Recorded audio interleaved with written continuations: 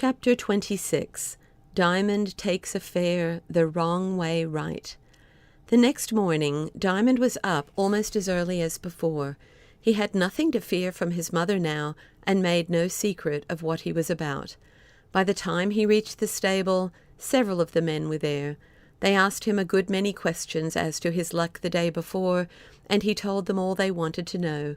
But when he proceeded to harness the old horse, they pushed him aside with rough kindness, called him a baby, and began to do it all for him.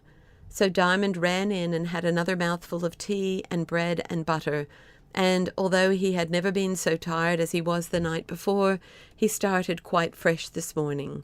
It was a cloudy day, and the wind blew hard from the north, so hard sometimes that, perched on the box with just his toes touching the ground, Diamond wished that he had some kind of strap to fasten himself down with, lest he should be blown away.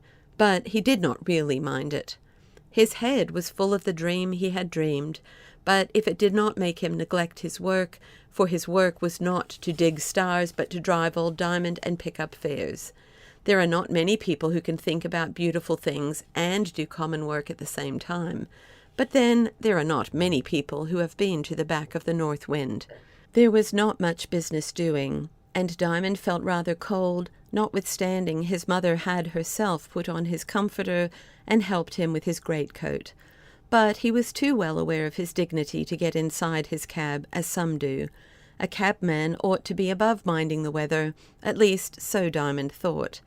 At length he was called to a neighbouring house, where a young woman with a heavy box had to be taken to Wapping for a coast steamer.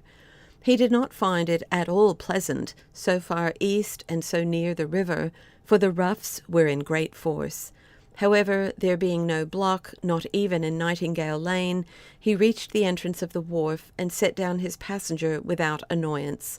But as he turned to go back, some idlers, not content with chaffing him, showed a mind to the fare the young woman had given him. They were just pulling him off the box, and Diamond was shouting for the police, when a pale-faced man in very shabby clothes, but with the look of a gentleman somewhere about him, came up and, making good use of his stick, drove them off. "Now, my little man," he said, "get on while you can. Don't lose any time. This is not a place for you."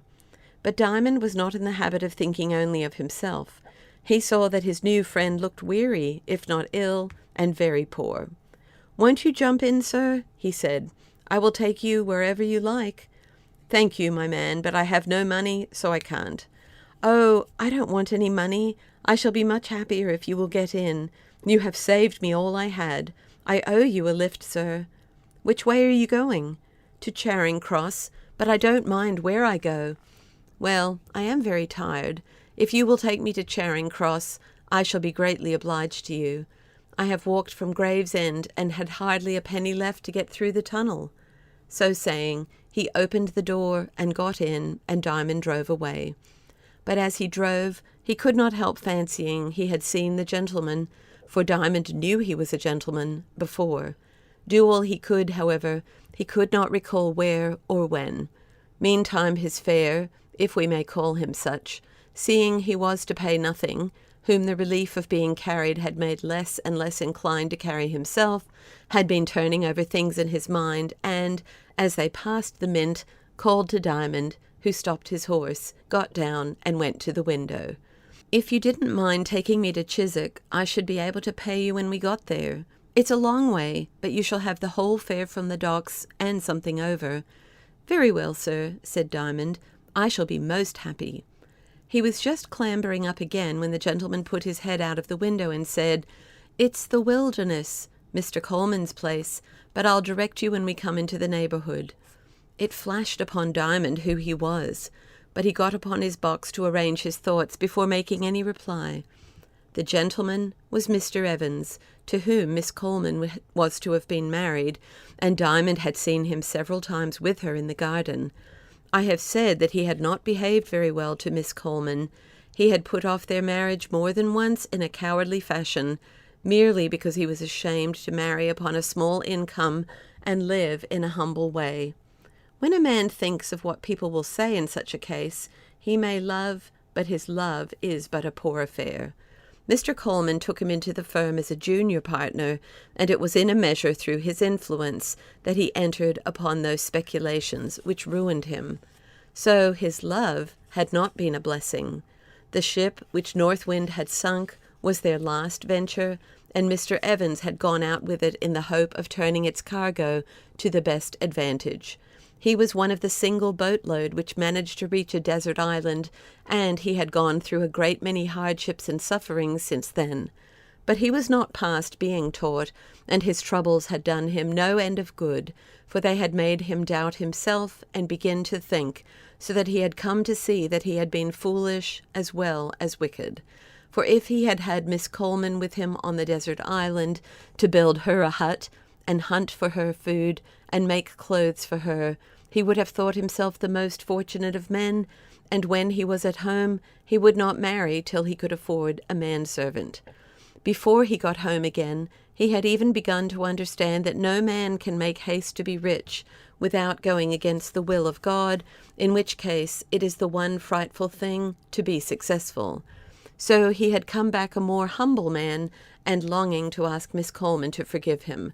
But he had no idea what ruin had fallen upon them, for he had never made himself thoroughly acquainted with the firm's affairs. Few speculative people do know their own affairs. Hence he never doubted he should find matters much as he left them, and expected to see them all at the Wilderness as before.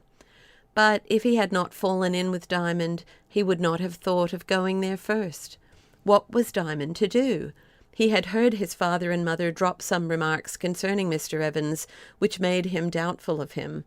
He understood that he had not been so considerate as he might have been. So he went rather slowly till he should make up his mind. It was, of course, of no use to drive Mr. Evans to Chiswick. But if he should tell him what had befallen them, and where they lived now, he might put off going to see them, and he was certain that Miss Coleman, at least, must want very much to see Mr. Evans. He was pretty sure also that the best thing in any case was to bring them together and let them set matters right for themselves. The moment he came to this conclusion, he changed his course from westward to northward, and went straight for Mr. Coleman's poor little house in Hoxton. Mr. Evans was too tired and too much occupied with his thoughts to take the least notice of the streets they passed through, and had no suspicion, therefore, of the change of direction. By this time the wind had increased almost to a hurricane, and as they had often to head it, it was no joke for either of the Diamonds. The distance, however, was not great. Before they reached the street where Mr. Coleman lived, it blew so tremendously that when Miss Coleman, who was going out a little way, opened the door, it dashed against the wall with such a bang that she was afraid to venture and went in again. In 5 minutes after, Diamond drew up at the door. As soon as he had entered the street, however, the wind blew right behind them, and when he pulled up, old Diamond had so much ado to stop the cab against it that the breeching broke. Young Diamond jumped off his box, knocked loudly at the door, then turned to the cab and said, before Mr. Evans had quite begun to think something must be amiss, "Please, sir, my harness has given way. Would you mind stepping in here for a few minutes? They're friends of mine. I'll take you where you like after I've got it mended. I shan't be many minutes, but you can't stand in this wind." Half stupid with fatigue and want of food, Mr. Evans yielded to the boy's suggestion, and walked in at the door, which the maid held with difficulty against the wind. She took Mr. Evans for a visitor, as indeed he was, and showed him into the room on the ground floor. Diamond, who had followed into the hall, whispered to her as she closed the door, "Tell Miss Coleman. It's Miss Coleman he wants to see." "I don't know," said the maid. "He don't look much like a gentleman." "He is, though, and I know him, and so does Miss Coleman." The maid could not but remember Diamond, having seen him when he and his father brought the ladies home, so she believed him and went to do what he told her. What passed in the little parlour when Miss Coleman came down does not belong to my story, which is all about Diamond. If he had known that Miss Coleman thought Mr. Evans was dead, perhaps he would have managed it differently. There was a cry and a running to and fro in the house, and then all was quiet again. Almost as soon as Mr. Evans went in, The wind began to cease and was now still. Diamond found that by making the breeching just a little tighter than was quite comfortable for the old horse, he could do very well for the present, and thinking it better to let him have his bag in this quiet place, he sat on the box till the old horse should have eaten his dinner. In a little while, Mr. Evans came out and asked him to come in. Diamond obeyed, and, to his delight, Miss Coleman put her arms round him and kissed him, and there was payment for him. Not to mention the 5 precious shillings she gave him, which he could not refuse because his mother wanted them so much at home for his father. He left them nearly as happy as they were themselves. The rest of the day he did better, and although he had not so much to take home as the day before, yet on the whole the result was satisfactory. And what a story he had to tell his father and mother about his adventures, and how he had done, and what was the result. They asked him such a multitude of questions, some of which he could answer, and some of which he could not answer, and his father seemed ever so much better from finding that his boy was already not only useful to his family, but useful to other people, and quite taking his place as a man who judged what was wise and did work worth doing. For a fortnight, Diamond went on driving his cab and keeping his family.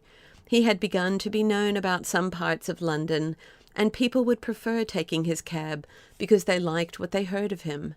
One gentleman who lived near the Mews engaged him to carry him to the city every morning at a certain hour, and Diamond was punctual as clockwork, though to effect that required a good deal of care, for his father's watch was not much to be depended on, and had to be watched itself by the clock of St. George's Church. Between the two, however, he did make a success of it. After that fortnight, his father was able to go out again. Then Diamond went to make inquiries about Nanny, and this led to something else.